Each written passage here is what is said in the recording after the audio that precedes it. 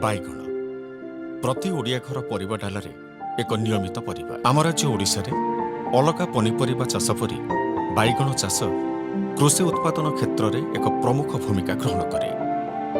तेबे रोग बाइगण पाई एक नियमित समस्या जार सुपरिचालना करा न गले चाषी मानंकु अनेक क्षति सहिबाकु पड़िथाए। एही परिप्रेक्षी रे आसंतु देखिबा ओ जानिबा बाइगण फसल रोगर परिचालन विषय रे। आम जो बर्तमान झाउला रोग कथा आलोचना करवा सेटा हूँ आम कवकजनित झाउला रोग बा जोटा फिंपी द्वारा हूँ जोटा आम देखीचे बर्तमान गछर डाल गुड़िक सेमती पर्यायक्रमे गोटे डाल आउ गोटे तापर आउ गोटे एमती हो 7-8 दिन भितर संपूर्ण गछटी मरी जाउची।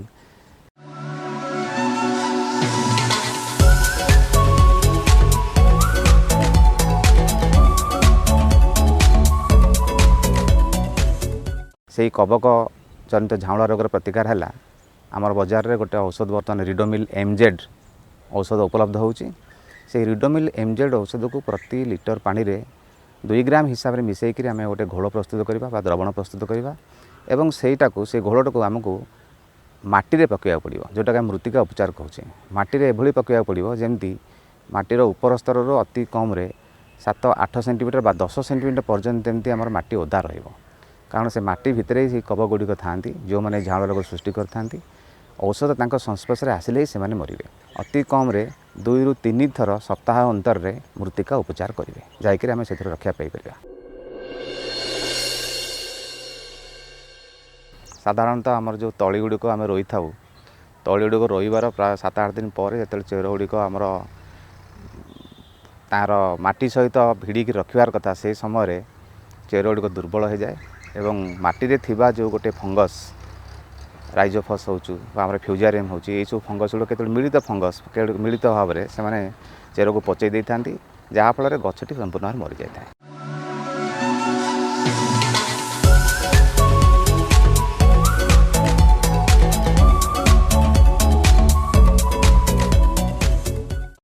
तेणु चेर पचा रोगर उपचार को आम विहन विशोधन कर साधारणतः आम बाभिस्टिन रे विहन विशोधन करा जाय थाए।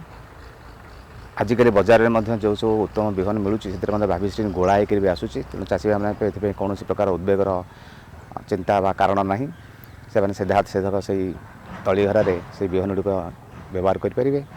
ता छड़ा जदि आम रोई सारा पर देखुचे जमी तली गुड़िक मरी जाऊँगी तेज आमर साधारणतः रिडोमिल एमजेड जो औषधि बजार में मिलूँ ताको 2 ग्राम 1 लिटर पानी रे मिसेकी घोल प्रस्तुत करवा एवं से घोल को आम माटी रे पकेवा।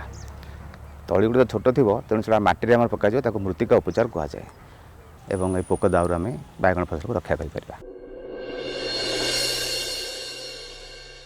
धला माछी जोटा कि आम व्हाइट फ्लाई कहूचे यहाँ गोटे छोटिया कीटटे हेले बड़ मारात्मक पत्रर तले एगुड़िक साधारणतः लुचि रही था से बहुत उड़ती जो जगार गोटे गोटे एमती देखीचु आम गोटे गोटे पत्र पाखापाखि 50 ରୁ 100ଟି पर्यंत धला माछी से बसा बांधि था रही था। तेणु 50 ରୁ 100 मैंने यहाँ है आर्थिक देहली सीमार बहुत उपर से अच्छा। आउ गोटे कथा एमाने जेतिकी रस शोषिक न खाती एमाने गोटे रोग सृष्टि करता गोटे रोग ट्रांसमिट करता जोटा कि आम कहे येलो भेन मोजाइक रोग सेटा को से ट्रांसमिट कर जहाँफल गछर पत्र गुड़िक सब हलदिया पड़ जाए तापर धूसर वर्णर हो जाए और गछटे बेले बेले पत्र सब सुखी जाए। पत्र जदि गछर सुखीगला तेज आम जोरा खाद्य संश्लेषण प्रक्रिया जोटा रोचे बहुत बाधाप्राप्त हुए तापर गछर जो फल हुए तार हुए तो साइज कमी जापे जी फल धारण करने कथा गछर से शक्ति ह्रास होता है। जो 10टा फल हवा कथा से 3-4टी फल हम और रोग होगला संपूर्ण भाव में गचर मरी जापे।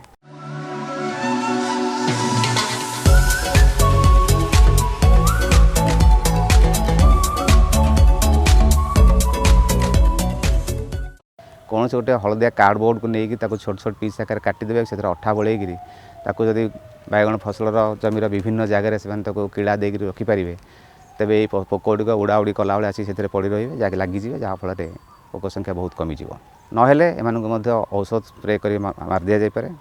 सबुठ बढ़िया औषध हूँ बर्तमान आम मिलूँ आसिटामिप्रिड 20% सेच गुंड आकार बजार उपलब्ध होची। से औषधटा को प्रति 4 लिटर पानी रे 1 ग्राम हिसाब मिसेकी जब पत्र सिंचन करवा तेबे एक थरु दुई थर स्प्रे करा भितर ये पोक संपूर्ण भाव में आम बैगण फसल दूरे जाए। तली गुड़िक जिते आम रोचे जमी ठीक रही सारिबार 10 ରୁ 15 दिन भितर जिते तली गुड़िक मोटा हवा कथा कांड मोटा हवा कथा आम देखा तली एवं माटी जो पाखे लगी से जंक्शन ठारू से संगम ठारू ऊपर को प्राय 1 ରୁ 2 सेंटीमीटर पर्यंत आमर तलीर जो कांडटा से जो मोटा हवा कथा सरू हो जाए एवं ऊपर अंशटा मोटा हो रही है जहाँफल कौन हुए ना ऊपर अंशर ओजनटा आउ से सरू अंश संभाल सही पारे जहाँफल गछ गुड़िक से भांगी जाए और से चाषी बहुत क्षति सही था।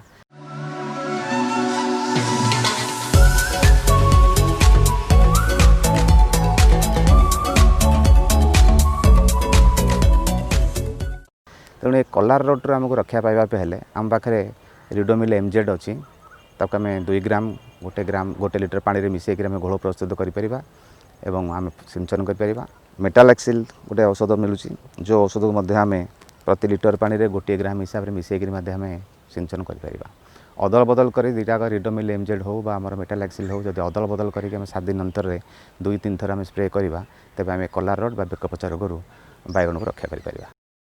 एबे है सुस्पष्ट जे बैगण रोग रे सठिक कीट रोग परिचालना करागले यह अधिक अमल देवा सहित चाषी आर्थिक विकास रे सहायक होई परिबो।